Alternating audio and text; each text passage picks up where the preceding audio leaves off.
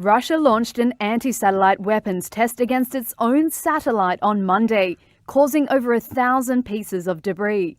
The US State Department spokesperson Ned Price sounded the alarm, calling the test reckless and a risk to the International Space Station, where astronauts and cosmonauts are on board. The Russian military and Ministry of Defense were not immediately available for comment. A message posted on Twitter by the Russian Space Agency said the station was in the green zone and played down the risk. The 7-member space station crew, 4 US astronauts, a German astronaut and 2 Russian cosmonauts were directed to take shelter in their docked spaceship capsules for 2 hours after the test. That's according to NASA. Anti-satellite tests in space aren't a new thing. The US performed the first anti-satellite tests in 1959, when satellites were rare and new.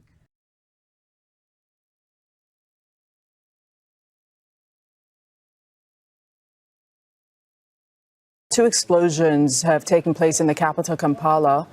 One blast took place near the Central Police Station checkpoint and the second near the parliamentary building. Well, the situation is still very fluid. We know that the police have cordoned off those scenes where the blasts happened, and government offices that are around those areas. We know that parliamentarians have been evacuated from parliament buildings. One of the explosions happened very close to parliament, so sessions that were going on have been called off.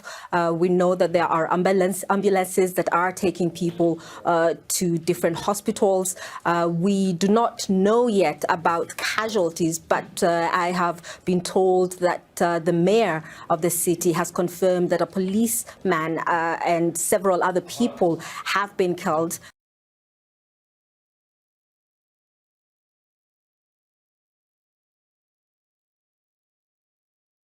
This particular suspect was arrested on Saturday after his girlfriend, who was at the house at the time, had stumbled upon the body parts which were stacked in plastics in his fridge. And at the time, Hlabangwani, we understand, was out of his rented house. He had in fact gone to buy some food from a nearby food retailer. And that's when that girlfriend had made that discovery in his fridge and then alerted the neighbors about this incident, and he was then apprehended by some of the community members, who include 2 police officers that were there at the crime scene, and just also from his friend who also attended this particular scene. He says that this particular suspect then tried to take his own life. They saw him in fact stabbing himself several times with a knife in an attempt to end his life. He was at the point handcuffed by police, but of course after that he was taken to hospital.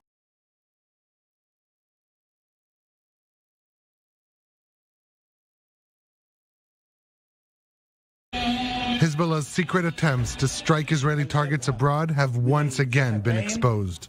Colombian newspaper El Tiempo interviewed Defense Minister Diego Molano and reported that 2 operatives of the Iranian-backed terror group planned to assassinate Israeli and American diplomats and businessmen in the South American country.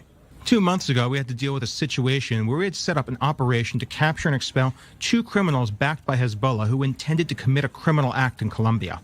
According to the report, one of the targets included a former intelligence agent who until recently had been assigned to Israel's diplomatic team in Bogota. Colombian authorities were notified of the threat by foreign intelligence, including the Mossad.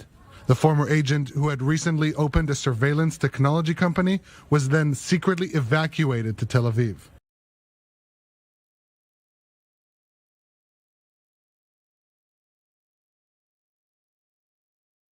Next story I want to go out to you is a tragedy that continues on in this whole Astroworld festival that totally went wrong with the crowd surge there. Investigation does continue, but this little boy, we learned yesterday, unfortunately passed away. 9-year-old, just 9 years old. And now the death toll with this Astroworld is now at 10 here. Houston Mayor Sylvester Turner confirmed last night on Sunday evening that Ezra Blunt, the 9-year-old boy who was on life support days after the music festival organized by Travis Scott, succumbed to his injuries. Ezra's father recently told Fox 26 in Houston he was on his shoulders at the concert and he was crushed by the crowd and then passed out, thereby sending his son falling to the ground, where it was believed that the 9-year-old was then trampled.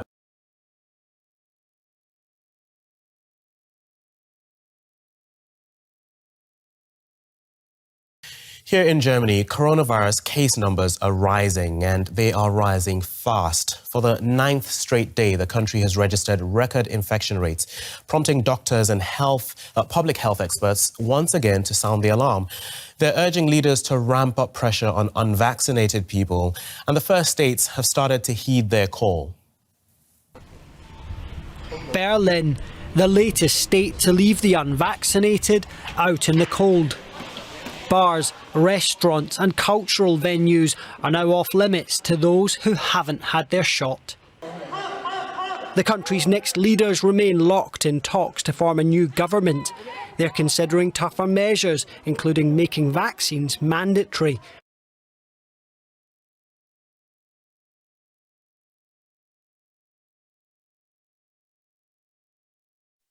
After keeping a low profile for over a month, North Korean leader Kim Jong-un was back in the public eye in a visit to the regime's northwestern city of Samjiyon.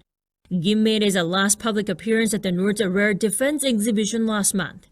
Located at the foot of Mount Baekju, Samjiyon is known to be the birthplace of Kim's late father Kim Jong-il, and developing the city has been one of Kim Jong-un's pet projects since 2018.